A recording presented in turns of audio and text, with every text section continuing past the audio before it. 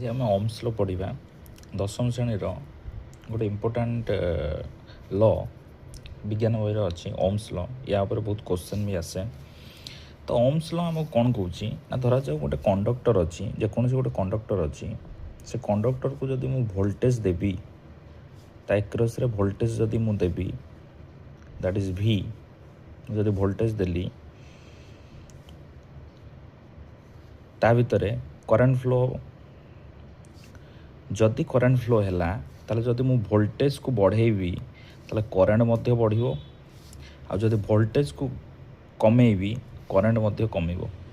ତାମାନେ voltage is directly proportional to I ବା current. ଭୋଲ୍ଟେଜ୍ଟା current ସହିତ ଡାଇରେକ୍ଟଲି ପ୍ରପୋର୍ସନାଲ୍।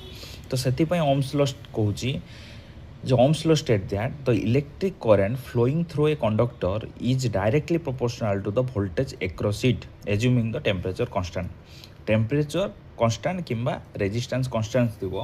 ଯଦି ମୁଁ ଭୋଲ୍ଟେଜ୍କୁ ବଢ଼ଉଛି ତାହେଲେ ମୋର କରେଣ୍ଟ କ'ଣ ହେଉଛି ନା ବଢ଼ୁଛି, ଆଉ ଯଦି ଭୋଲ୍ଟେଜ୍କୁ କମାଉଛି ତାହେଲେ କରେଣ୍ଟ ମଧ୍ୟ କମୁଛି।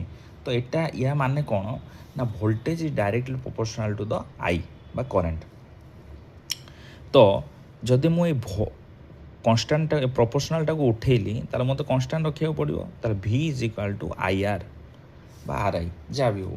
ତ ଏଇ ଯେଉଁ ଆର୍ ହେଉଛି କ'ଣ ନା, ଆର୍ଟାକୁ କୁହନ୍ତି ରେଜିଷ୍ଟାନ୍ସ।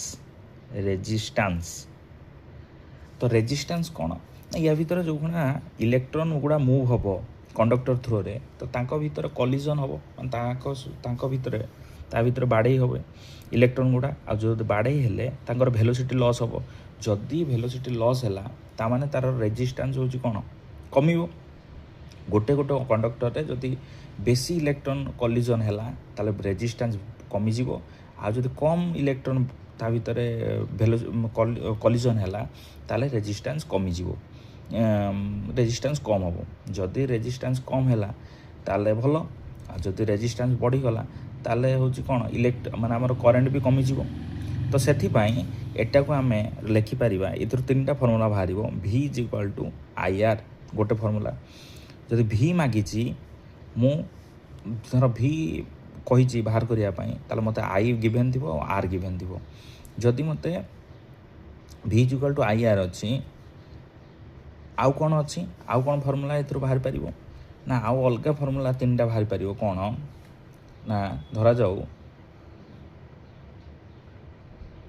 ଭି ଦେଇଛି, V is equal to I R, ମୋତେ ଆର୍ ମାଗିଛି, ଆର୍ କେମିତି ବାହାର କରିବି ନା, I R is equal to V, ତାହେଲେ R is equal to V by I, ଇଏ ଗୋଟେ ଫର୍ମୁଲା ହେଇପାରିବ।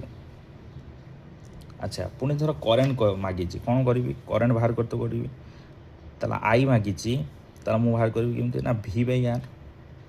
ତ ତିନିଟା ଫର୍ମୁଲା ଆମେ ଏଥିରୁ ବାହାର କରିପାରିବା।